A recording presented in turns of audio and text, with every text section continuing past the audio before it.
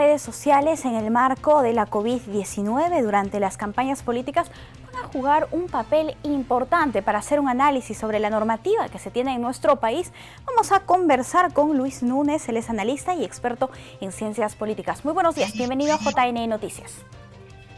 Muy buen día para todos los que nos están viendo. Señor Luis, primero para precisar, ¿cuál es la normativa actual que se tiene respecto a redes sociales? Prácticamente no existe. Es como aquellos que dicen, la mejor ley es la que no existe. Bueno, no hay una normativa sobre redes sociales.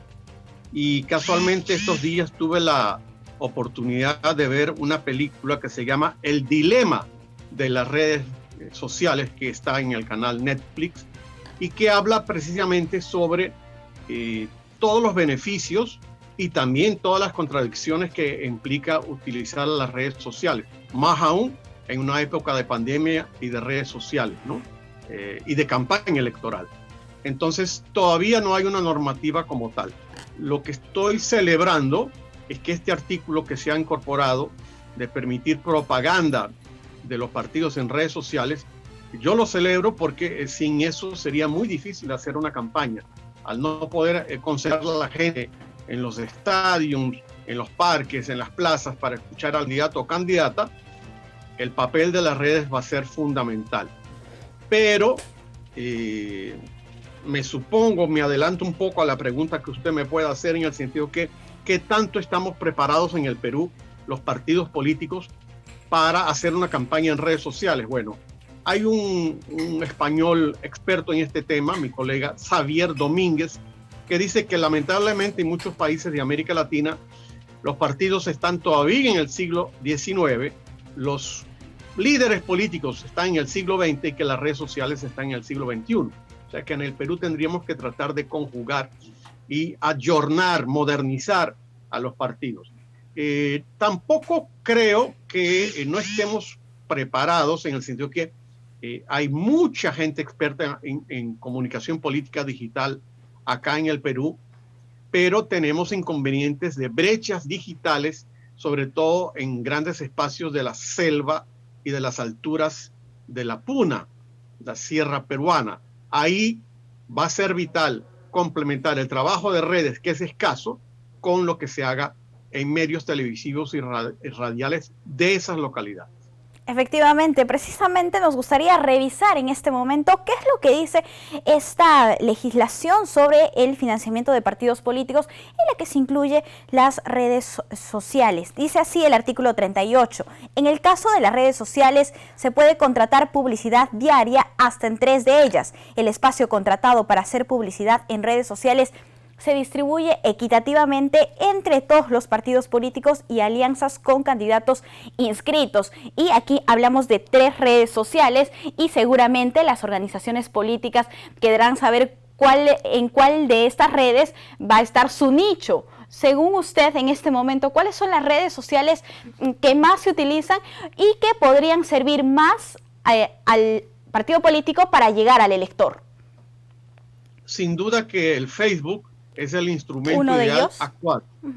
Sí, pero por ejemplo, para los segmentos más jóvenes, le estoy hablando de, por ejemplo, los millennials, he empezado ya a ver algunas propagandas políticas previas a las candidaturas en un instrumento como el TikTok, que es prácticamente para grabar videos musicales o bailables, pero ya tengo algunas visitas a 2 o 3 precandidatos que están empleando el TikTok para lanzar sus primeras propuestas. Así que es posible que el Facebook y sus otras ramificaciones vayan a ser lo principal, pero para marcar la diferencia e ir a soluciones más innovadoras, se utilicen instrumentos como el TikTok o algunos otros parecidos.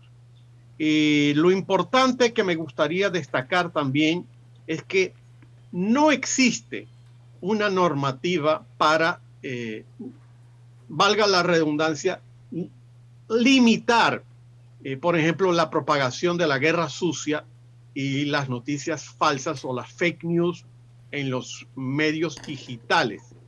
Ni siquiera en el país más poderoso del mundo, en ese sentido, estoy hablando de los Estados Unidos, hay prohibición, y la guerra sucia ha estado y va a estar presente en las campañas electorales de los Estados Unidos y, por supuesto, lamentablemente, aquí también.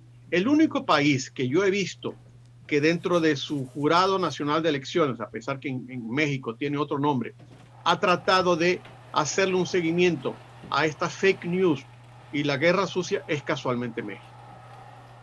Bien, en todo caso nosotros vamos a tener un vacío legal enorme en estas elecciones generales 2021 en el marco de las redes sociales, y esto también complica la situación de fiscalización y control que debería realizar el Jurado Nacional de Elecciones. ¿Cómo van a realizar ellos esta labor que realizan ya de repente en otros espacios como los medios de comunicación? ¿Qué es lo que tendrán que hacer ahora? Bueno, a menos que se apresuradamente, aceleradamente se coloque alguna normativa, tengo la impresión que solamente el mecanismo del voto informado, que normalmente tiene una especie de comité de ética o comité de honor, sería el indicado para señalar cuando los candidatos empiecen a atacarse con no propuestas, sino con guerra sucia. Yo siempre he sido partidario del pacto ético electoral en el medio del proceso, por lo que llamamos también pacto electoral, voto informado, y creo que ahí serían los mecanismos para apelar a que no tengamos una pandemia electoral cuando ya tenemos una pandemia en el servicio sanitario. O sea, tratar de hacer una campaña alturada. Actualmente, por los estudios que uno está leyendo, lamentablemente la población está molesta con la clase política, y si la clase política se sigue peleando, sobre todo en el proceso electoral, podemos tener electores muy descontentos para la primera y segunda vuelta. Bien, señor Luis, ¿cómo se debería legislar el tema de las redes sociales en nuestro país? ¿A qué debemos aspirar los peruanos en este aspecto? Como le digo, ni siquiera en los Estados Unidos se ha podido, porque la gente entiende que legislar en redes sociales sería alguna manera de limitación a su libertad de expresión. Un poco lo que ha pasado con alguna gente que se resiste a ponerse una mascarilla o una vacuna porque tienen una idea de su libertad individual muy distinta a la que tenemos la mayoría de los ciudadanos. Va a ser difícil.